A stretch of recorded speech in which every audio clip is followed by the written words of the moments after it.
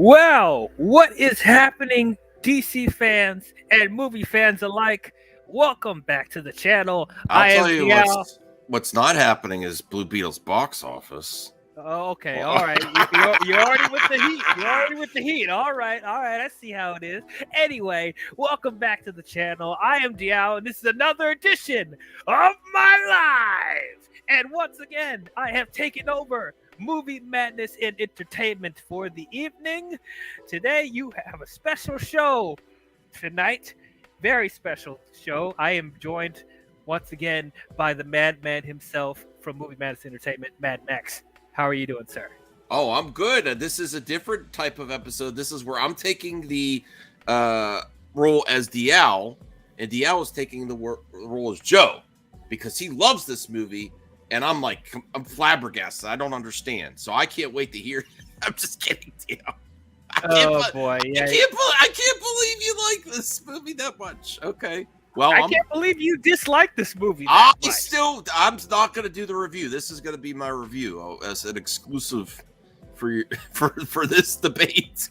Well, I appreciate you being the guest on my show. Help me with the views. Yes, always. yes. And please hit that like button, whether you're watching live on Movie Madness Entertainment or watching live on my channel. I am Dial. Please hit that thumbs up, hit the like button. And also, I'm on the road to 500 subscribers. So, for those of you who are fans of MME and you're not subscribed to my channel and you like what you're watching here, please go to my channel and subscribe. It'll be very much appreciative. My channel is in the link below. He really deserves it. Please, it's on the replay. It's going to be in the description. His channel. Yeah. He deserves it. And lots of people deserve 500. But DL is one of the best here. I appreciate it. Consistent content. You know, I like the way you navigate all the collabs on YouTube. I like the way you give hot takes, but you're still very friendly. That's a hard thing to do. You manage it well. I appreciate the effort. Thank you. But you're wrong on this one. I don't know where this is coming from. We're about to get into it. So, if you couldn't tell already, tonight we're going to be talking about the newest film of the DC EU, DCU. Is it? I mean, it can be. It could be. That's part of the problem, is it? Yeah, we'll get into that as well. But we're talking about the newest DC film, Blue Beetle, in the full spoiler-ish discussion. Most specifically, it's going to be a debate. Yes. Between Mad Max and myself. Can already tell he's not a big fan of this movie. I am a fan of this movie. You know, I want to be. I'll give it another shot when it comes out on Max. I'm not paying this even with my my AMC A list. I would not want to go see this in the theater again. I'd rather go see something else.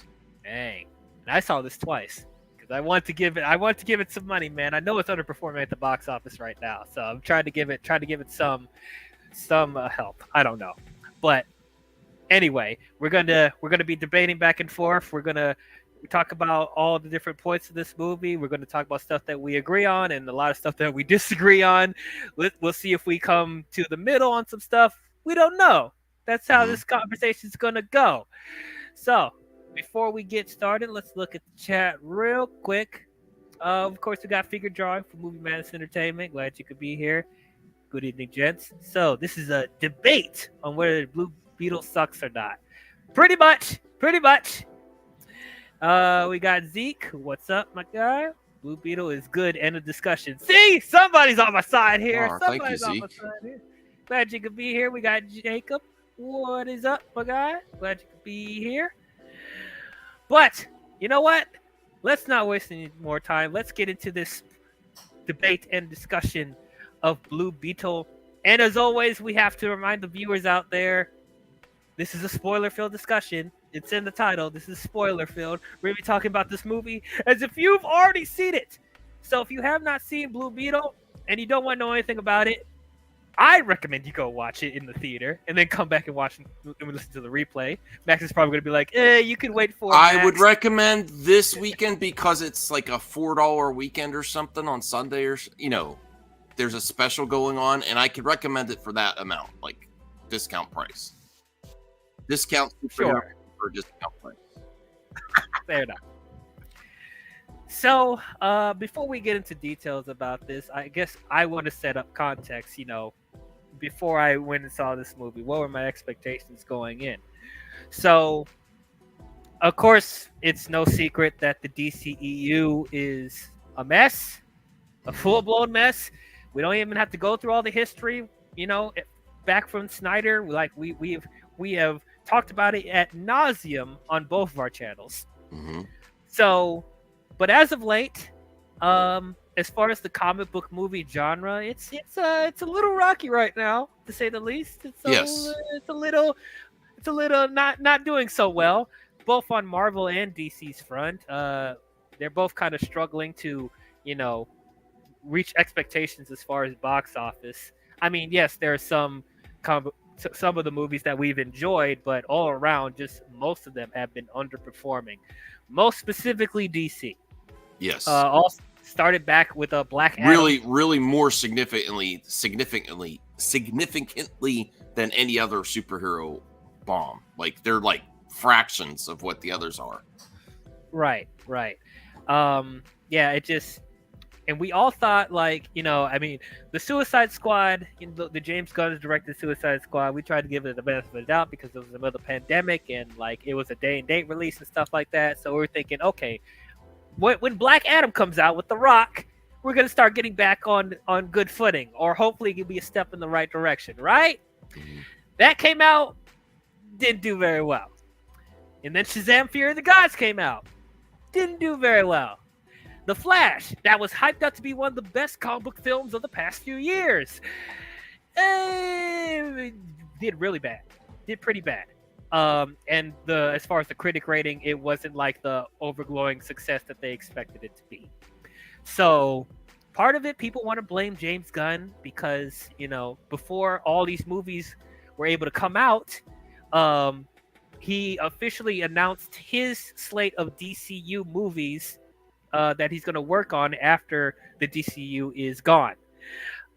So at that point, a lot of people saying that many of the movie-going audience kind of lost interest in the remaining DCU movies because they're like, okay, since I guess these movies don't really matter anymore, I guess we don't need to watch these. We just got to wait for James Gunn's Superman Legacy, right? Why would we go and watch The Flash or Shazam or Aquaman or Blue Beetle if they don't matter in James Gunn's universe? So which I'm like, I'm going to be honest. As somebody who's excited for James Gunn's DCU, I feel like that was a mistake with him announcing his slate that early.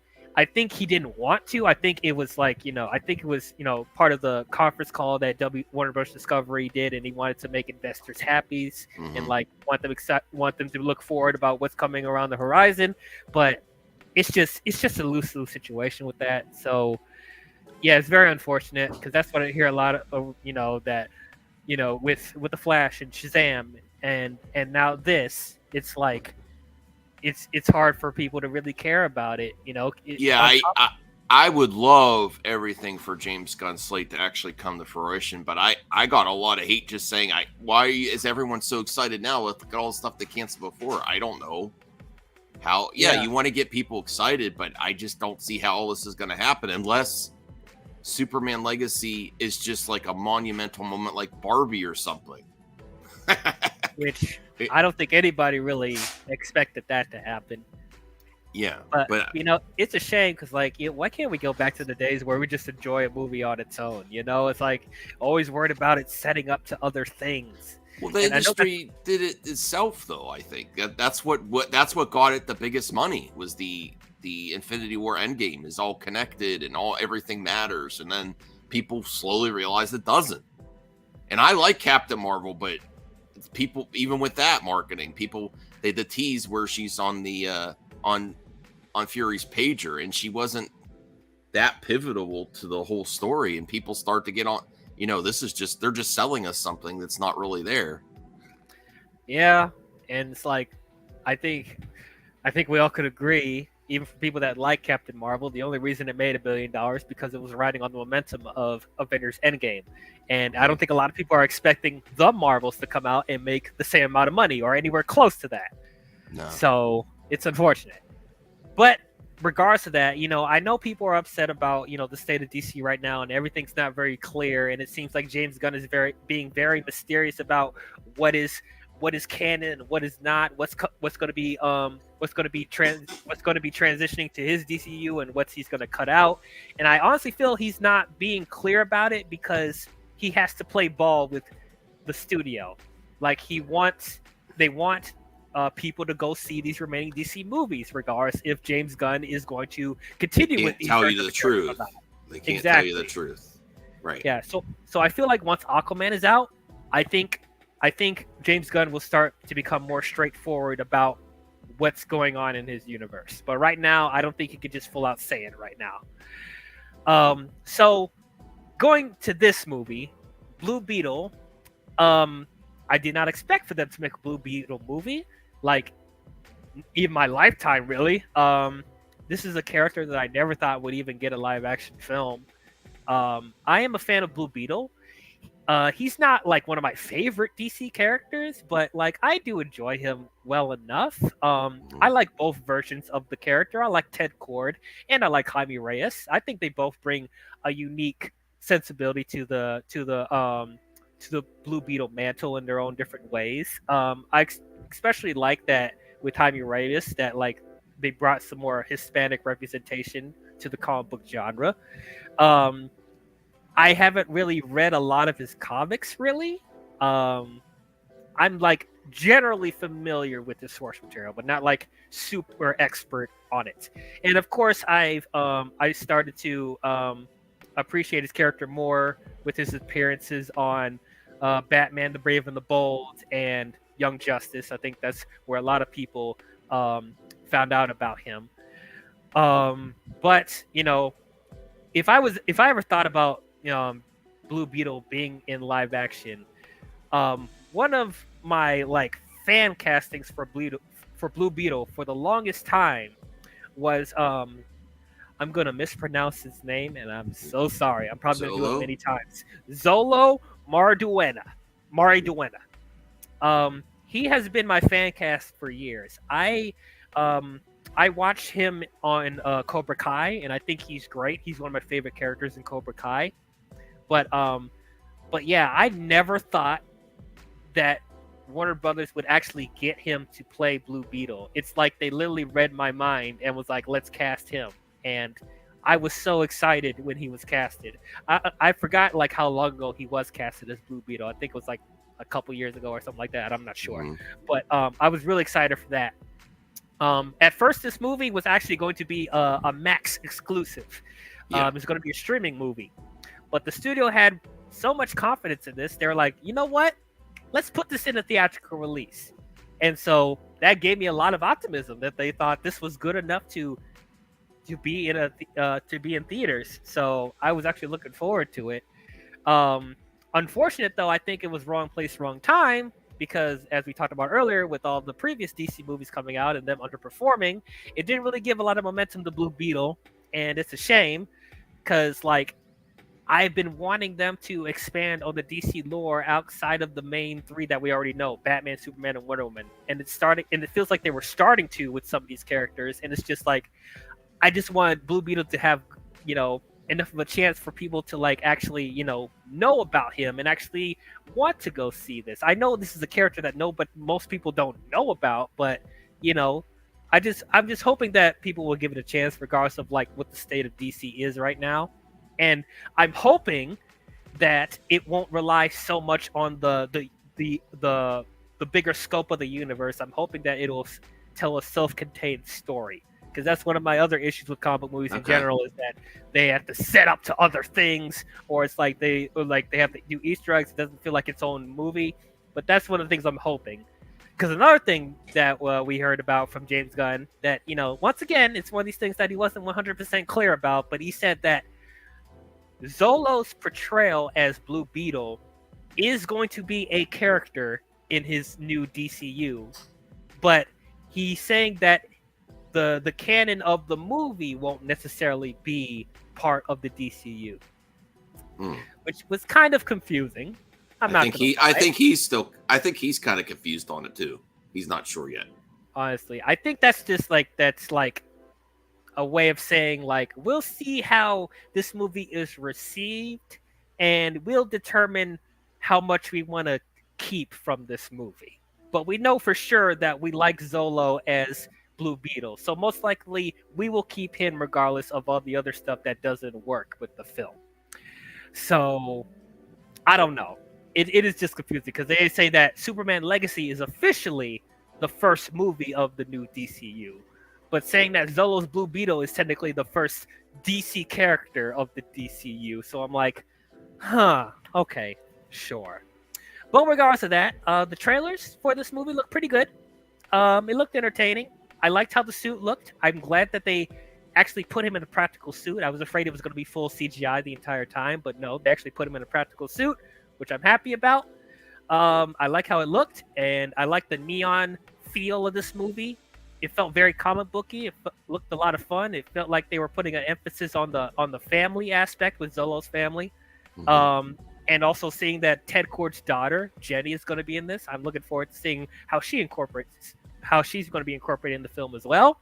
So it looked like a fun time. I wasn't going into this expecting this to be a mind-blowing film. You know, I'm just hoping it will be a more coherent film than the previous movies that we've gotten. You know, and I'm hoping it's good enough that people will want to see more from this version of Blue Beetle. Yeah. So I'll start with mine, and then I'll let you go off. Okay. Overall, I like Blue Beetle. I thought it was good. I had a fun time. I'm not gonna lie. I think we both can agree that this movie is not groundbreaking at all. It's very straightforward, and you could say it's very by the books. There's a lot of familiar things from previous comic book movies. But personally, that didn't really bother me because I feel like there was a lot of heart. There was a lot of charm. You know, there was a lot of, charisma with this movie. There was enough to be like, I'm entertained by this and I'm invested in these characters, even though there's a lot of stuff that's familiar. This does feel like an amalgamation of Iron Man, Ant-Man, and Venom, pretty much. I felt familiar stuff from those movies. It felt like a mixture of those three, but I thought it was handled pretty well. I thought Zolo as Blue Beetle, I thought he was great. I really, really enjoyed him. I thought the strongest part of this movie was the family dynamic. I thought all the stuff with the family, I thought was really, really good. That's some of my favorite stuff with comic book movies nowadays, because that's one of the things that I loved about the Shazam movies, because it was an emphasis on family. And I'm glad that's in this movie as well. And I really liked Jenny Cord. I liked all the stuff that they were, all the stuff that they showed from, the previous version of Blue Beetle with Ted Kord. We saw his lair. We got to see his suits. We got to see his weaponry. So it's like, I like that they incorporated that, even though it's mainly Jaime's story. But I liked how we got a glimpse of both versions of Blue Beetle in this movie. So overall, I like this movie. I really don't see why people hate this film. It's a fun time. Like I said, it's not great, but I definitely don't think this is bad. This is probably the most coherent movie compared to The Flash and Shazam and Black Adam, in my opinion, which I just probably will not say a lot for a lot of people, but I think for the most part, this didn't feel as messy as the previous movies. Even though I like the previous movies, I can acknowledge the previous three movies were a mess, but this one, I felt like it was the most focused. It does have its problems, which we'll get into, which we'll probably debate about, but I liked it. But overall, those are my thoughts on Blue Beetle. Let's go to you, Matt. Next, tell us your overall thoughts on Blue Beetle. Well, I agree with the family dynamic, except it was just a layer of cheese that was just not comfortable, because it does. Everyone, when I criticize this movie for the jokes not landing, but well, it's not a comedy. No, they were going for a joke, and most of the jokes for me felt off and forced, more so than Shazam, and that's saying a lot because Zachary Levi can be freaking cringe. I don't know if it's also potentially sometimes you go to a movie, you're not in the right mood. Maybe I'll see it again and it'll hit better, but everything just felt off. All the beats felt off. It could even have been as much as editing, editing. Sometimes you get a good editor that makes things land better in the a little bit faster cuts or something. I don't know. Even the score was off. I didn't feel the vibe they were going for. I like Zolo as Blue Beetle. I think he was serviceable. I thought he was okay. I was hoping to get a little bit more range from him than Cobra Kai, but it really felt he's almost some. I don't feel much range from him as an actor yet. Honestly, he looks like you want to root for him naturally because he seems like he's a really good person. He's always smiling. He's positive dude, but just there wasn't a lot there. Yes, the movie he turns into the things I like about the movie. When he actually turns into the Blue Beetle, I like that scene. I wish there was more of that. It was kind of almost like horror a little bit. That was kind of cool when he's up in the ceiling in his room. The action is legit. The special effects are decent. That is an improvement for a DC movie for sure. The villains were. If this had a better villain, maybe it would have all worked a little bit better too. A little bit better villain. Jenny Cord was great as well. I think that was one of the best parts of Zolo's performance, and maybe it might not be too hard to have chemistry with that actress. They did a good job there, Yeah. That was good. There was because a lot of these superhero movies, there's supposed to be some type of romantic relationship between two characters, and you don't feel it. You really felt like he wanted they wanted a relationship, and that could be built upon there. Mm-hmm. The grandmother stuff, oh my god. I know what they were going for, but that was really, really cringe to me. Not that she's not not that she's not capable of being a fighter. It's just the way she delivered the lines was so cheese. And I know what they were going for, but if you're not in it, if you're not rolling with it, it felt like, yes, you want kids to enjoy this movie, but it felt like they were going for really, really kids.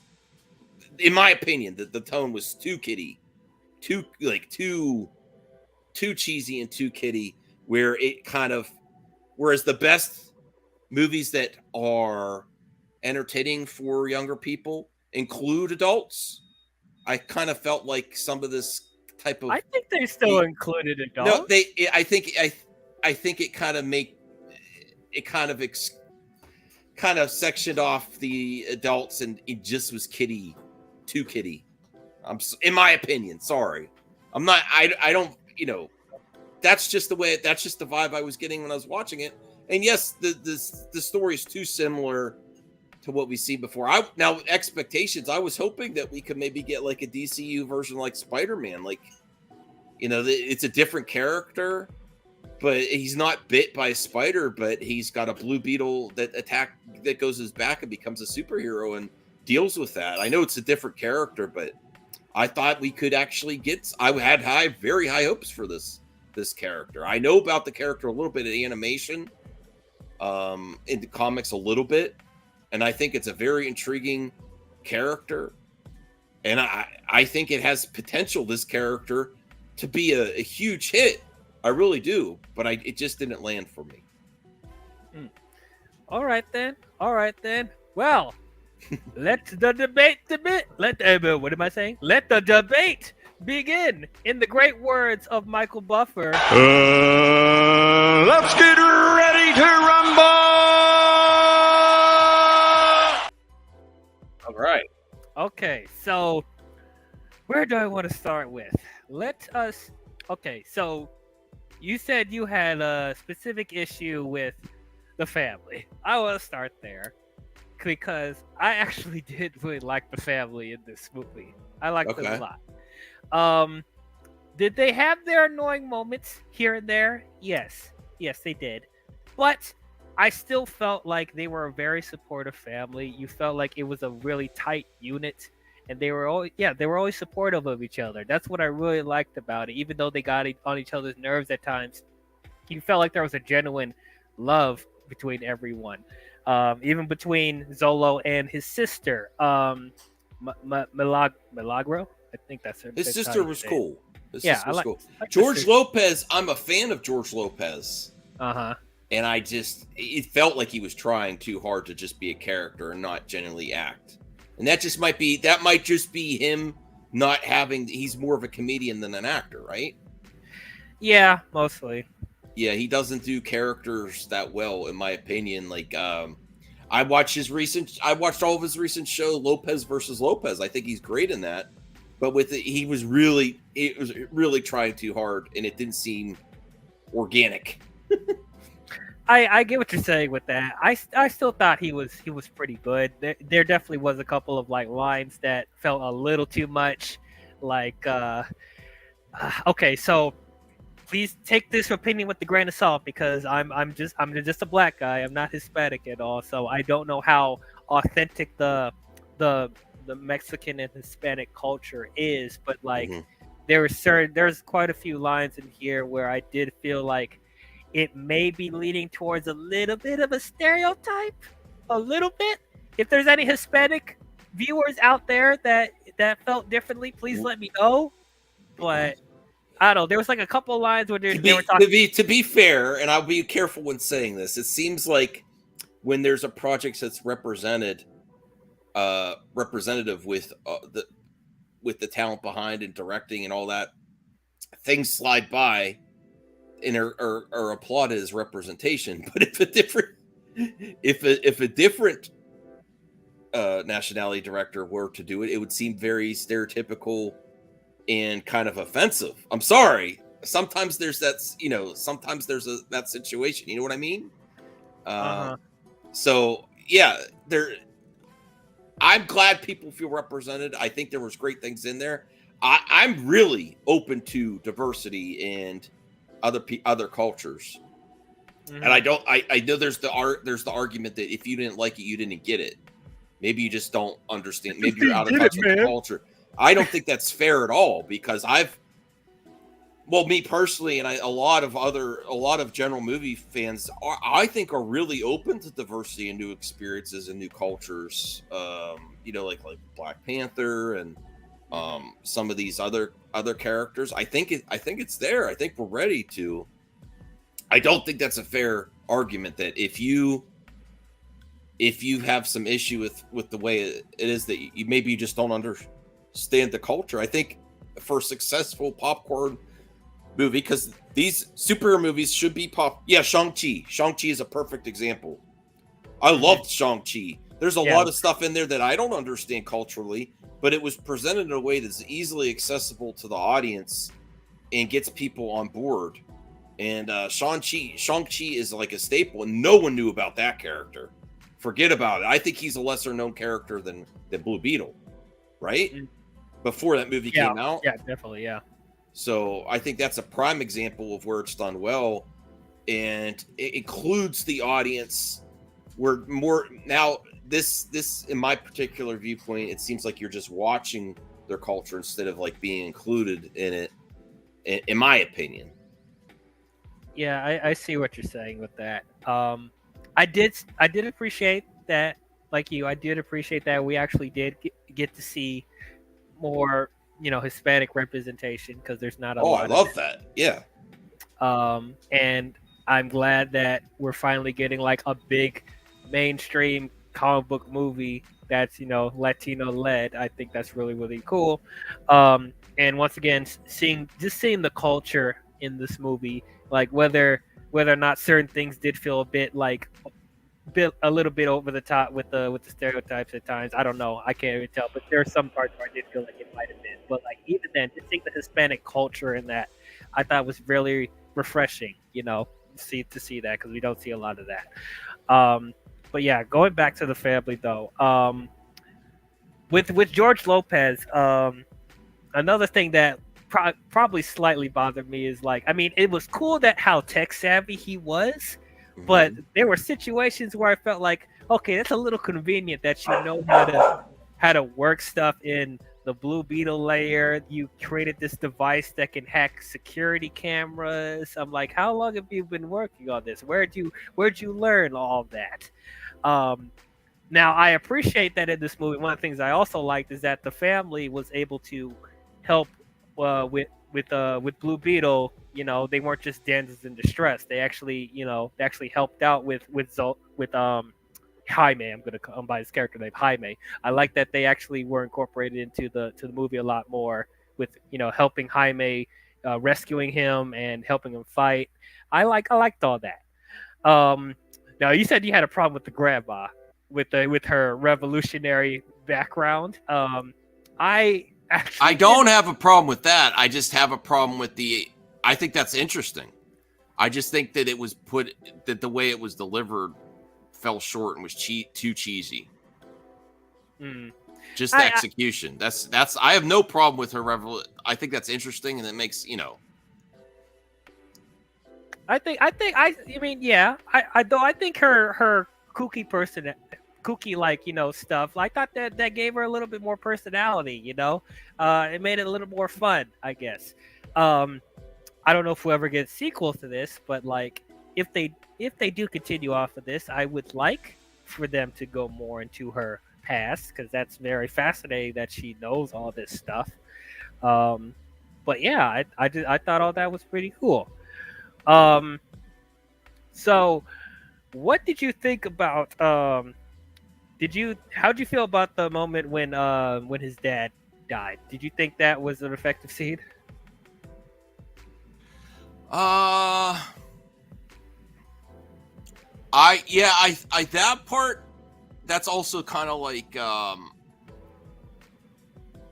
potentially like Uncle Ben for Peter. Mm-hmm. It was starting to work for me there where it could really impact it, but it seemed like that story point seemed very heavy compared to it seemed the tonally completely different from the rest of the movie. Like I don't want his father to pass. That's a very hard thing to deal with, but it just seemed really totally different than everything else going on. And that's something that I think could have been expanded more, and he dealt with more in the movie. Maybe if it happened a little bit earlier and really would have shaped the character more. And they dealt with it somewhat, but then I don't know. I have to revisit the end when that happened, because I was shocked that they ever actually went there with that. That was actually interesting, because a lot of superheroes, family tragedies shape their career as a superhero, and it actually creates superheroes. So I don't know how I that part I want to revisit. Like I think it was starting to do some. Think it was starting to put some things in place that could be really impactful to the character of Blue Beetle, but then shortly after it was kind of just moved on to the big spectacle, Whereas in like for example, Spider-Man, Uncle Ben or Aunt May, that really, like Aunt May in the recent Spider-Man movie, it really impacts him for the whole rest of the film and really shapes him, Yeah. What do you feel about that, DL? Do you think the death was a very significant part of the movie where it impacted his character? I have to revisit it because I know they were dealt for a little bit, but then they shortly moved on, Yeah, the way it was executed in that scene by itself, I thought it was done really, really well. Just like the mourning from all the family, I thought it was a very sad moment. I'm not gonna lie, I wasn't crying or anything, but I was like, that was one of the big emotional moments in the movie that like did hit me pretty well. I will say, I wish we spent a little bit more time with the dad before he did die. I mean, we did have that one scene where he was like sitting outside talking about their purpose, which I thought that was good, but like I don't think we spent enough time with the dad. So like by the time he does die, while it's a sad scene, it's like it didn't it could have hit me harder like if we actually like saw more of like the connection with with Jaime and even maybe some of the other family members. I don't know. I mean, it did feel kind of telegraphed because they talked about him having a heart attack too. So it's like I kind of halfway expected him to die. Or I actually think this is where this movie could have been a lot stronger if they really honed even really hard on if they knew that his father was gonna pass. They really have his father like really involved in his story. He was, and he had a few moments here and there, but if they were going to have that sacrifice, that could have really shaped this character. And I don't know how it is in the comics. Like I don't know if his father dies in the comics. I'm not sure. I don't remember. Yeah, but I think that could have been something that, if done a little bit more a little bit better of a storyteller director, not that he's a bad director, could have been really impactful and shaped this character. Yeah, come to think of it, who is the director of this? Let me pull it up. Angel Manuel Soto. I haven't seen anything that he's done. And you know what? It might not even be the director's fault because remember, just like you said at the beginning of this debate, this was originally going to be an HBO Max original. Right. And I do think you go into it with a different tone if it's going to, And I do also think because of the content on HBO Max, and when it was HBO Max and not HBO or Discovery, whatever it is now, Max, that you kind of want to reach out to a younger audience. So I really feel the development for a streamer and not for theatrical. I really felt that. I think it could have been approached. I think they would have approached it differently if it was been straight to theater the whole time. Yeah. And like while watching this movie, while I do think the effects in the movie is really good for the most part, there are a couple of shots, a couple of environments where I could tell, I could tell this was originally supposed to be on a streaming service. And yeah, as far as the scope, like, I mean, not to say that this feels like small by any means, but it's like as far as like, I mean, I guess as far as scope, it does feel smaller than what we've usually been seeing from the previous DC movies, which I think is also at the same time kind of a breath of fresh air for me, because we've gotten so many end of the world stakes and like larger life things. So it's like it's nice to go back to that somewhat of an intimate story, with Blue Beetle again. To go back to the dad real quick, I do think like when Jaime sees him in like the afterlife, and then they talk about his purpose is to be the Blue Beetle and be a superhero. Well, yes, it's a bit cliche. I still think like they still found a way to make his death matter, even though I still think we could have spent a little more time with him. So it's like not like it was, there was no point to it, I would say. But anyway, let us continue on. Let me talk about Jenny Cord. Jenny Cord. I thought she was great. Yes, I really liked her.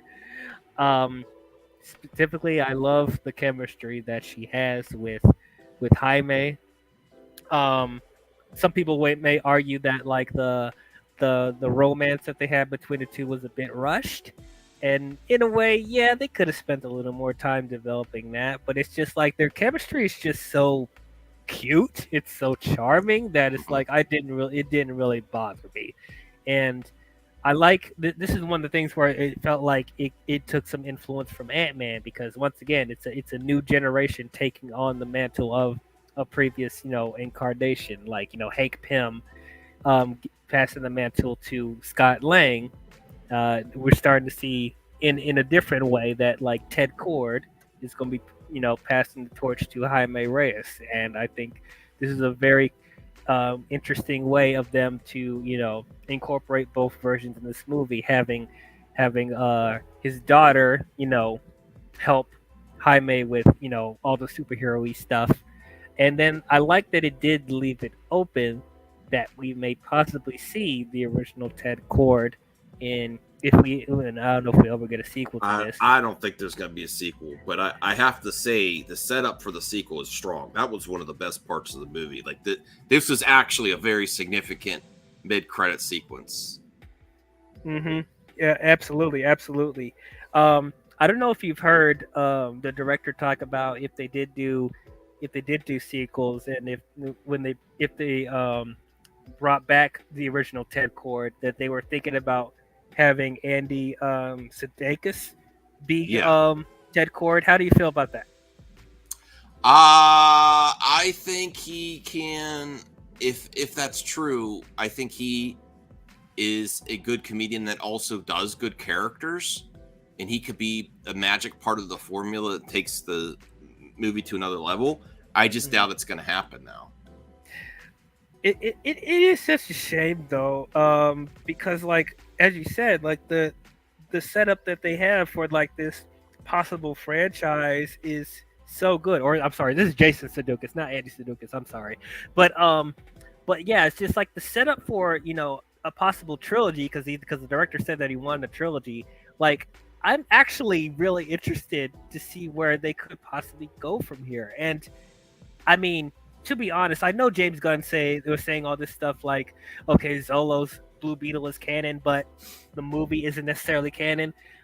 I mean, I don't know James Gunn's like full plan with his DCU, so he probably is thinking about going in a completely different direction. But like, I don't really see anything in here that he can't work with.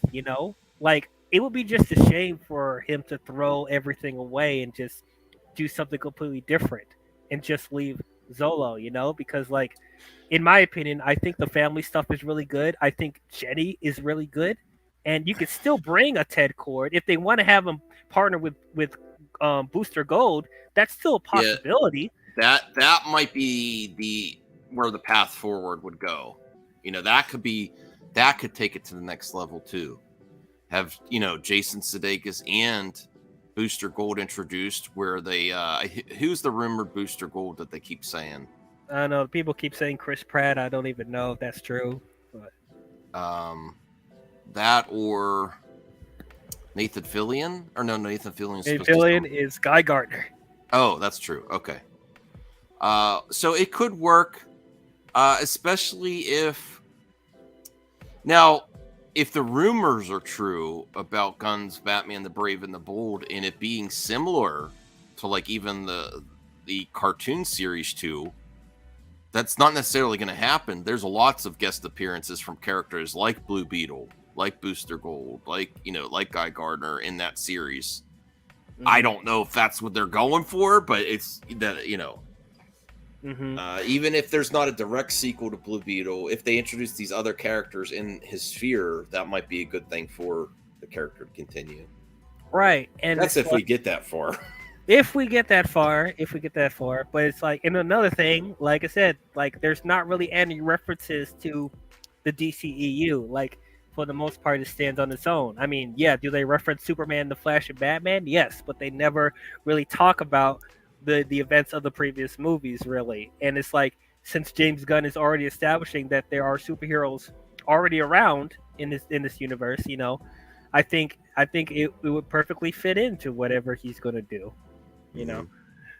But only time will tell. I think it's a shame if they get rid of the family and get rid of Jenny. I think that's a big mistake, but we'll see what happens,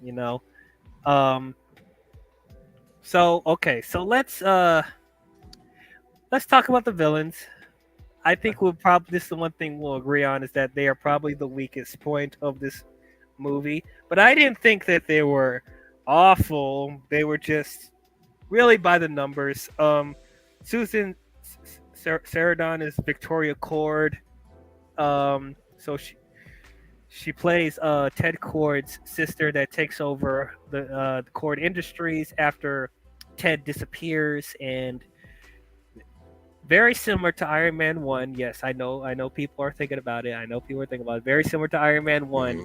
She's taken over the company and using that to create weapons, and that's not originally what Ted Cord wanted to do with his company.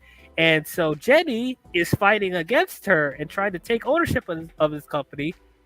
And of course, there's like a whole like family civil war with who's going to take over the industry or whatever. And then we have Victoria's right hand man, forget his name, Yeah. Carapax. Yeah. Yeah. So once again, it's kind of the typical henchman. There's a missed opportunity there too. Not that the actor did bad based on what him, but yeah. they could have put a really interesting actor in there. I'm sorry, the guy's just not that interesting based on the storyline they were trying to tell. Like that he was. Maybe if we had a more appealing villain, or even a younger villain, too. Shh. Sorry, my dogs. No, a younger villain that can match up closer to his age, or maybe slightly older, is my take. It could have been more impactful. Like this is what you could be if you're not careful about how you handle your new abilities. As a warning. I don't know. I have nothing against that guy actor Carapax. Susan Sarandon, I love Susan Sarandon. When they sign on for these movies, she probably doesn't know anything about this character or superhero movies, and you could just tell. Yeah. I just don't know why these big name actors sign on to these projects like this for the money. Yeah, and I don't know why they focus like Susan Sarandon for Blue Beetle. It's just weird. And if she's actually a really good actress. I think they could have gave her more. Like we could have saw her relationship with Ted, before he disappeared. But they probably wanted to keep the reveal of Ted till the sequels because they probably didn't know at the time who they were going to cast as Ted. But like, I don't know. I did think there was a missed opportunity to give her more development because she is a Cord. So it's just like I just want to see that family animosity a little bit more. And then as far as Carapax, like I see what you're saying with wanting to get like a younger actor to to balance out with Jaime a little bit, but then I think that also would have leaned more towards like the younger audience type of thing that you were complaining about earlier, that it felt a little too childish. It would have been a little bit silly for me if it was just a kid versus kid in a suit. Like at least with an adult, there's a little bit more legitimacy and more of an intimidating presence with the actor playing Carapax. Once again, like there's teases of making his character more interesting because we saw the flashback with him losing his mother because of Cord Industries, and with what Victoria did. So it's like they tried to give a little bit of it, but once again, it just didn't give enough time to it. And like seeing that like he's all like he lost limbs and stuff like that because of the explosion and stuff like that. That could have been something really tragic. We could have dove more to his PTSD or something like that, since he used to be a former. Used to be in the army and stuff like that. Like that could have been something that they could have dove into a little bit more, but they don't really. I guess like we could talk about the suits a little bit more since we're talking about him. I do like his suit. I do think it's pretty cool. Yeah, that looks cool. Yeah, it pretty much looks straight up like the comics. I know the first thing that people want to say, oh man, it's an Iron Man ripoff, but it's like, I mean, you're not wrong. You're not wrong. There's literally a scene where he's pointing his hands out like Iron Man does when he does his beams coming out of his hands. This even had some better action than the first Iron Man, honestly. Some. Actually, well, yeah, and there's even some stuff that kind of remind me of stuff from Iron Man 2, like with the webs and stuff like that. So yes, did it feel derivative of Iron Man? Sure, but like honestly, I mean, here's a hot take for people. I thought the action set pieces were done better than Iron Man 2. So if you're going to be derivative, at least do it as good or if not better. I don't That's what think they I said. don't think it's better. I just think there's more meat to the bone of the action scene. Like there was some cool stuff in Iron Man 2, and then the scenes were so short. Like I remember when Whiplash first entered the racing, Yeah. and then at the end it was really cool, and then it was over like that. It was just so quick. That was one of the biggest problems of Iron Man 2. It's like they had a glimpse of the really good action scenes, but they don't go on for that long. And you know what? I'll even say, like, even though I love Iron Man 1, here's the hot take, because one of my issues with it was like how they forced that Ironmonger Iron Man fight at the end. Like the fights in here felt more earned than it was in like either of the Iron Man movies. I know I'm put Iron Man 3 in there too because I don't like Iron Man 3, but like I don't know, because I felt more invested in the fight because I was more invested in Jaime and the stuff with his family. So, Oh my gosh. and even to an extent, like even though the villains aren't that great in here, I felt like there was a little bit more. Wait, what? It's better than Iron Man 1. Oh, Not sure about Iron Man 2. Okay, all right. Well, to each his own. To each his own. But like, this one of the things I've been worried about. One of the things I heard people complain about is that like when Jaime Reyes is in the suit, is that it turns into like a big old CGI fest again, and I don't really care about what's happening. And I have to disagree. It did not feel like visual noise to me. And as far as the action set pieces, as I said, I thought they were very well done. And I'm especially impressed because this, once again, was supposed to be on streaming.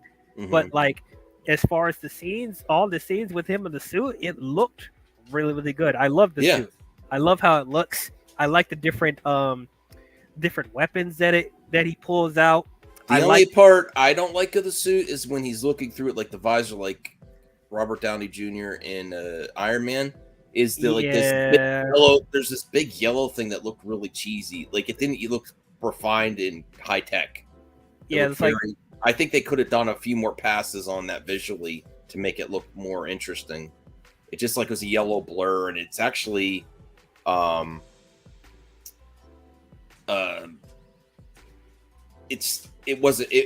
part wasn't working for me.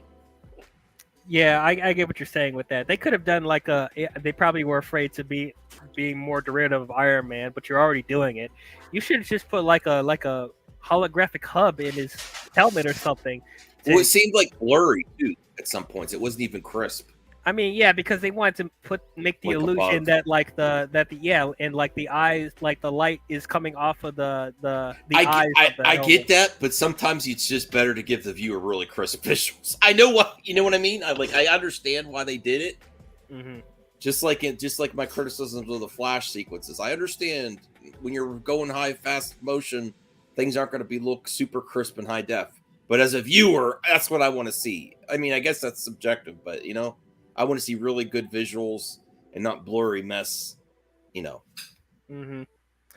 Yep. I think I'm getting the upper hand right now. I disagree. But yeah, I get what you're saying with that. But yeah, it's just it could have. I don't think it felt like visual noise when he was in the suit. I was able to follow everything that was going on, and I was actually invested in what was going on. And it didn't feel like when they do the big action set pieces, it didn't feel like it was just a whole bunch of chaotic stuff happening. It felt very focused for the most part. Another thing that I really liked is the lair. I love the lair. That's cool. It is that neon lair, like with comic book movies nowadays, like they're trying to be so grounded and realistic. They're afraid to have like these over the top like aesthetics. This kind of brought me back to the early 2000s. I know that's probably a bad sign for people like, oh, this feels like an early 2000s movie, but I feel like it does in like a good way. Like they're not afraid to like show like the comic booky nature of these characters. Like I go back to stuff like the Sam Raimi Spider-Man movies, or like the first couple of Tim Burton Batman movies, or even like some aesthetics that reminded me a little bit of Batman Forever. I didn't hate Batman Forever. I thought it was okay. There were some aesthetics that I thought were kind of interesting. So it kind of brought me back to that. Like Lily, just seeing both like suits just like on display like that. Like I haven't seen anything like that in a while. I mean, we recently saw that with Michael Keaton's Batman and the Flash, which that also made me happy. But yeah, I just liked I liked the neon aesthetic of this movie in general. You know, it just made it feel unique as far as like the other worlds that we got to see in the other DC movies. Mhm. And also as far as the weaponry that he has, I thought all the weapons in the lair was also really cool. One of my favorite stuff is the ship that they have. I think it's called the bug or something. I forgot what it was called. But I thought that ship was really, really cool. Why did his sister spray paint on the front? It was bugging me. For the culture. See, yeah, okay, I get that, I guess, but I'm like, I'd be so pissed if my sister did that. Yeah, I'm sure Ted would have some words about that. But yeah, the bug farted, Joe. I don't know how. This is a guy that loves humor. Oh yeah, gas attack. I don't know how he missed that. That the bug was, that the bug vehicle was farting. Yes. Oh my goodness. And then it branched out some legs, so it started walking, and then one of its legs like freaking killed a guy, like crushed it with one of its legs. I'm like, wow, that's really brutal. Very brutal for a comic movie. But I was liking all that. Liked all that. It kind of reminded me of some of Night Owl's stuff from Watchmen a little bit. So I kind of dig that. Let's see. I mean, what else is there? We talked about like the majority of it already. I mean, look, this is why I also appreciate that it's a very simple story. It's very straightforward. And once again, I didn't expect for this to be a super complicated movie. I don't think anybody expected this to be a super complicated movie, but it's like I like that, it's a pretty straightforward story that I think anybody could just go in and like be able to understand what's going on. Another thing, how did you feel about that? There was no bug. You're a bug fart, Joe. I can't believe you missed that joke. Yeah, like literally, like they literally made a joke right before they made the ship do it. Like it's like they even commented that it's a fart. So I don't know what you saw, man. The gas attack. Yeah, the gas attack. Gas attack. Exactly. This is so weird, Joe, that he's still adamant that it didn't happen. Okay, Joe. Stop it. Get some help. But anyway, how did you feel about how Carapax like really sacrificed himself and like dragged? I don't necessarily think that was earned based on his activities up until that point. This is a common trope in movies like this. They like all of a sudden they decide that the villain's gonna start to feel some sympathy and empathy. I don't know if it was earned. I'm not sure.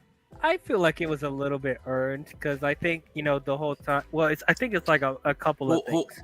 I'm gonna ask my wife. You keep going. Okay. I think it's a couple of things. For one thing, I like that that he was when he was confronting Jaime, that he was all about the care that you have for your family makes you weak. But then by the end of it, seeing how once again how tight of a unit his family is, and how their bond makes him stronger, he somehow got respect for that.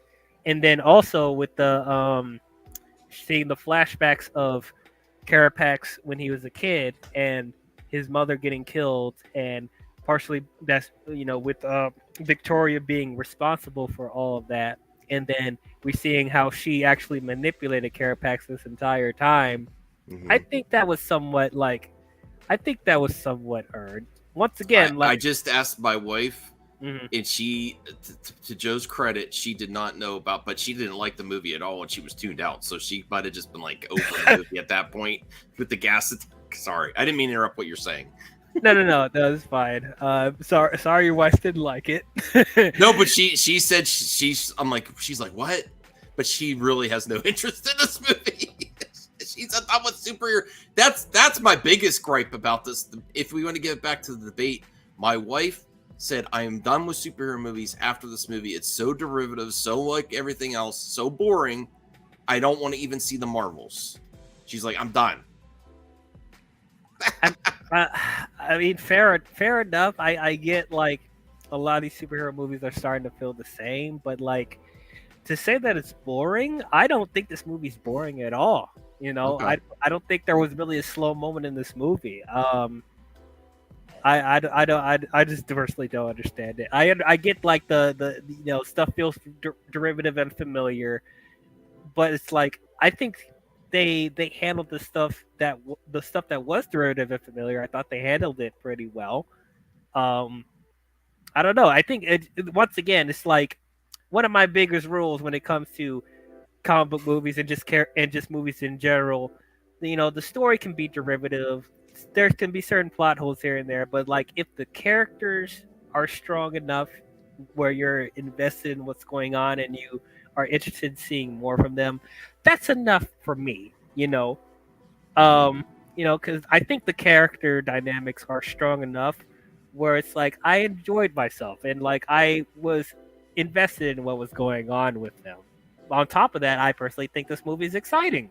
I do think the stuff with the Blue Beetle suit is cool. I think the overall aesthetic of the movie is cool. And you said the score was forgettable? For the most, there were some bright spots. For the most part, it just didn't seem to mesh well with what was happening with the story and the actors on screen. Every once in a while, there was some good stuff in there. I don't know. It just seemed like the editing and score together, everything seemed a little off. Where it could have actually been some movies come together in the editing and score. Look at Star Wars. People, the original Star Wars, people said that was a mess until Marsha Lucas, I think, helped fix it in editing and pacing, and I think a better editing, pacing, and score together could have made some of these jokes land better. And it's just, I don't know, something felt off to me. I do not like to hate movies, and I will give this another shot just because I like the character. As soon as it comes to Max, but I'm not paying for it again. Even my A-list, I'm going to go see a different movie unless there's absolutely nothing else in the theater. I'm going to go see a different movie than see this again. I mean, I've already seen it twice, and I already have a bunch of other movies that I need to see. So, I probably will wait for Max the next time I watch it. But I'm glad I saw it those 2 times at least. I think we covered everything. Is there anything you want to mention before we talk about the mid-credit scene and all that? I just didn't feel a lot for this movie, but I will give it another shot, and I hope the second go around I enjoy it more. I think there's my big concern is when I watch it again, I'll fast forward to the action scenes. Oh, and I do like to watch a movie all the way through, but I honestly think I just might fast forward to when he becomes Blue Beetle, and some of that stuff is really cool. There's some really cool moments in here. There are with the action and the special effects. Damn. Well, I'm not gonna skip through the action stuff. I mean, that's what I did to Ant-Man. The Ant-Man in the last Ant-Man Quantumania, when I rewatch it, I can't watch it from the whole start. I go to where he meets Kang, Well, that's legitimately a bad movie. So that's understandable. But like, come on, man. Like, for y'all saying that this is like on a similar level or something like that. Amazing. Every word of what you just said was wrong. Like, come on now. There's some effort put into it. Like, let's go now. Like, I'm very happy people like this. Very happy. Like, let me get this on the record. Let me see how you feel about this. You thought the Flash was better than this? The humor, the pacing, and everything, it was better until the end. I think the end probably was better with this than the Flash. The Flash, because the Flash doesn't even know what it wants to do at the end, because they don't know what they're gonna do with the, he didn't really fix the universe. There's still a different Batman, and I think this has a stronger ending. But overall, the Flash is a better movie with better special effects for the Blue Beetle. Like, the special effects drove me crazy in the Flash. But the Flash, the humor was on point for me personally. It all hit really good. Like, Ezra did a great, like, it's, like when Ezra's running around without his power, or without their power, and then he hits a wall, and then the scenes when he's with the other Barry with his roommates, and they're talking about Back to the Future and the tattoo, that was all really funny to me. I get you, and I still really enjoy the Flash. So let me just put that out there. I'm not hating on the Flash. I do like it quite a bit, but it's just like, I just feel like, even though I like the Flash, I feel like it did feel unfocused in a couple of moments. Like, there's stuff that, like, I legitimately have a hard time defending to people. Like, the stuff that's bad, like the effects. I know people talk about it ad nauseum, how bad the effects are in moments, and it's like, I can't defend that. Or like how weird the tone is at times. I'm like, yeah, you're right about that. But at least with Blue Beetle, it felt like it was more sure of what it wanted to be, I guess. So I don't know. I probably have to. I agree with that. Darn it, you're winning. I think it was more sure where it wanted to be and where it wanted to leave off. Yes. You triggered my trap card!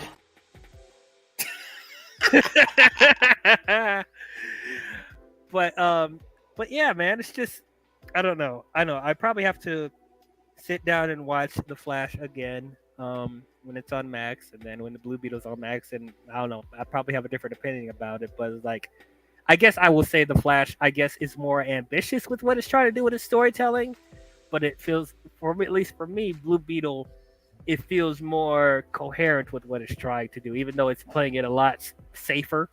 Mm-hmm. So I don't know. It depends on what your preference is, really. But okay, so we're gonna talk about the mid-credit scene, and then we're gonna start closing things out. So, mid-credit scene. They have two credit scenes. The one at the very end of the credits, you literally don't need to sit down for it. It's literally just the claymation commercial that they showed earlier in the movie. That was awful.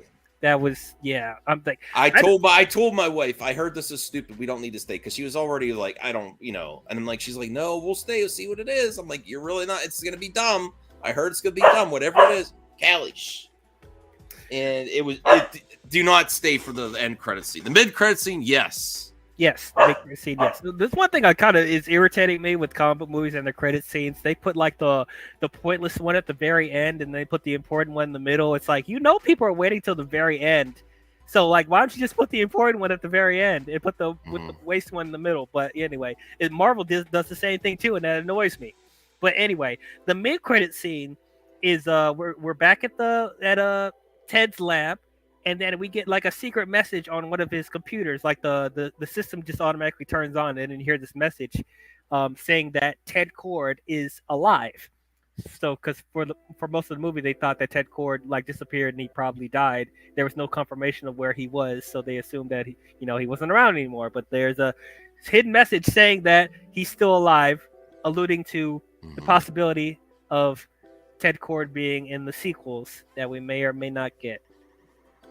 Man, yeah, that's intriguing. Now, I agree. This puts the character and wherever Blue Beetle's part of the DC universe is in way more focus than the Flash.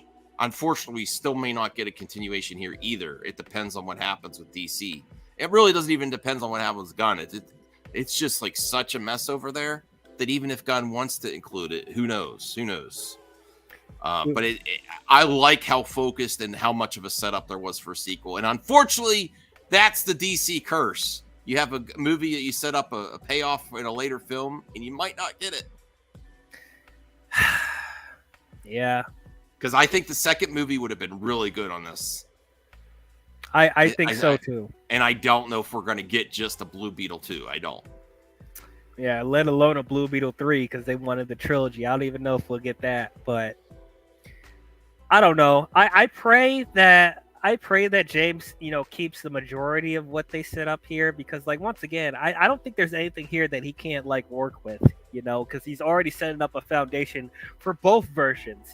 That they can have both versions running around in some way, shape, or form. But like, we'll just have to see how he handles it, I guess. But for what we have now, I had a good time. I liked it. Mhm. I'm glad we even got a Blue Beetle movie in the first place, and I'm glad that I enjoyed it as much as I did. I will say it's got the best end credit sequence of any DCU film except Black Adam. But unfortunately, Black Adam's already was undone. Honestly, yeah, I probably can agree with you. Yeah. I probably can agree with you on that. But yeah, so overall, I like Zolo as Jaime. I thought he was really, really good. So glad that my fan casting came true and he knocked it out of the park. I love the family dynamic. I think it's absolutely great. The sister, mother, grandmother, George Lopez. I thought all of them were great. Did they have their annoying moments here and there? Yes, but they were still very endearing, and I like the family unit that they overall had, and I'm glad that they played more of a part in the story instead of being damsels in distress for most of the film. I love Jenny Cord. I thought she was great. I love the chemistry that she has with Jaime. I'm bought into the romance. I really hope they keep her around too. The action is really, really, really entertaining to watch. I think the effects look really, really good, even for like a streaming movie that it was originally supposed to be. The effects look pretty good. I like the suit. The suit is awesome, and I'm glad they actually put him in a practical suit instead of it just being 90% VFX. The villains, yeah, they were left a little bit to be desired, but I did see the potential of them being interesting. They did try a little bit, but it did end up still feeling like by the numbers. And does this movie feel derivative of other things? Yes. It does feel like Iron Man. It does feel like Ant-Man. It does feel like Venom. But, I still thought the way they executed it, I thought it was done really well. Oh, one thing we haven't talked about at all. Did you like the artificial intelligence with the Blue Beetle? It's all right. It's okay. Yeah, I thought it was interesting. Though I think, okay, probably one little criticism before we start closing it out. One little criticism I would say, like, I wish they established the rules of the suit a little bit better. Like, what are the limits to that suit? Mhm. Like, of how much he can create and like how much damage he can take, like how much that the suit is able to protect him from harm, all that stuff. Like, because we know that like it infused in him and it's going to prevent him from dying and heal his body and stuff like that. So I'm just wondering how far does that really go? Yeah. And I wish that we saw a little bit more conflict with it being a symbiotic relationship. That's where we got the Venom influences there. I wish we Something got a that little bit more from that. Potentially, people might consider inconsistent with the suit is, well, the suit was like ready to kill people at first, Yeah, and then it's the kill later mode. on, the suit stops Jaime from doing harm to the villain. I think what happened is I think they kind of cover it in the story that the suit merged with Jaime's personality, whereas the beginning it was just taking over. And once they coexist, then it takes on some of the characteristics of that person. Yeah, which I think so even like the person's conscience or something. Right. Which, I mean, because then it started. I think it's kind of like, because the artificial intelligence started to speak Spanish too. So I think that, yeah, there is some credence to that as well. So I wish there was something they dove into. I know that the artificial intelligence has a name. I just don't know the name right now. I'm sorry. I know they say it in the movie. I just don't remember at the moment. I apologize. But I know the artificial intelligence has a name. If anyone wants to comment in the chat, like if anybody knows the name of the artificial intelligence, that will help a lot. But okay. But anyway, overall, I will give Blue Beetle, I'll give it a solid B. I thought it was pretty good, man. I enjoyed it. We're getting letter grades. Yeah, It's not an A, figured that. not a B. I wouldn't say it's a D. I would say a C. Ooh. C. Maybe C plus. C plus because of the visual effects. Okay, all right. I'll give it there because it has definitely some wins in there. For the visual effects, I'll give it a C plus. All right. No, not like the actual like Beetle thing. Like there is an actual name that he calls her when they're already fused. Like we know the little thing's called the Scarab, but as far as like the name of the lady that's talking in his head, like they actually called her name. But yeah, y'all know what we're talking about anyway. So that was our spoiler discussion / civil dispute on Blue Beetle. It was kind of a debate, but it was more like a discussion with a little dispute here and there. So I thought it was going to be more heated than it actually ended up being. No, I don't. I wish I was. I wish I cared more about this movie to really. No, Maybe if you hated it, you probably would have been more. But I didn't hate it. Yeah, I wish it got me more emotionally invested or cared more about it. I'll watch it a second time. Maybe it'll hit better when I watch it at my home. But it didn't grab me from the start, and I would say C plus is generous. Generous. Yes. Generous. Oh Yes. Wow. Okay. All right. This is a B movie. What you talking about? Anyway, those are our thoughts on Blue Beetle. Tell us, what did you guys think about it? Did you guys love it? Did you guys hate it? Did you guys think it was okay? How does it compare to the other DCEU movies? Are you looking forward to this possibly being in the new DCU with James Gunn? Do you want it to be part of the DCU with James Gunn? Comment your thoughts down below and let us know. I want to thank Mad Max for doing another collab with me. It was fun. Oh yeah, thanks a lot. I really appreciate it. Definitely sub to DL. He is a great content creator. He deserves everything he gets. He really goes deep in these movies. Thank you for helping me actually review it, because I'll count this as a review and I'll move on, because I was dreading reviewing it because I don't want to be down on movies, and I know people like this. I'm very happy so many of my friends like it. I'm happy you like it. Rhea's in the chat saying she was really impacted by this movie emotionally, and that's great. Joe loved it, so that will give me one of the movies that I didn't like in the theater and I loved at home was Wakanda Forever. I don't think I'm going to get that type of turnaround. The other movie I didn't like at first was The Suicide Squad by James Gunn, and then eventually I liked it. I just went with what it was going for. That's not exactly my type of humor.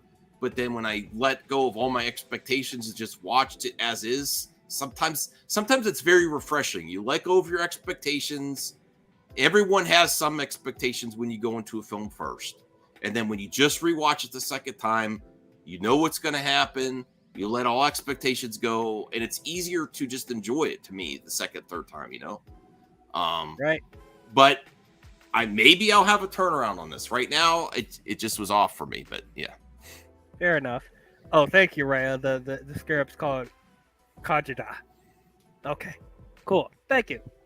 If you guys enjoyed this live stream, please don't forget to leave a thumbs up. Please hit that like button, and please subscribe to both channels. Subscribe to Movie Madness Entertainment if you haven't already, and subscribe to my channel, I am DL.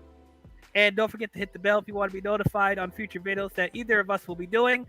Go check out Movie Madness Entertainment. I will be making some appearances on the stream as always. And thank you and Joe and Rhea and Bruce for inspiring me to go see more movies if I'm going to be a content creator. And I think that's something that DL really does a great job with, is that you're like, even if I'm critical, I'm going to see these movies to give them a chance. And that's something I applaud by you. You, Joe, Rhea, Bruce, and others got me back to going to see movies at the theater to review them and being in the discussion. I'm like, man, DL's going to do another stream about this, and I would have talked to him about it. and that's part of the reason. So I applaud you, man. You get people to actually go to these movies if you're going to talk about them too, which is a great thing. Thank you. I'm glad I could, impact people in like any way. I didn't even expect that really, but that does mean a lot to hear. But anyway, that is all we have for you Blue Beetle fans, and we will see you guys next time. Talk to you guys later. Batman's a fascist!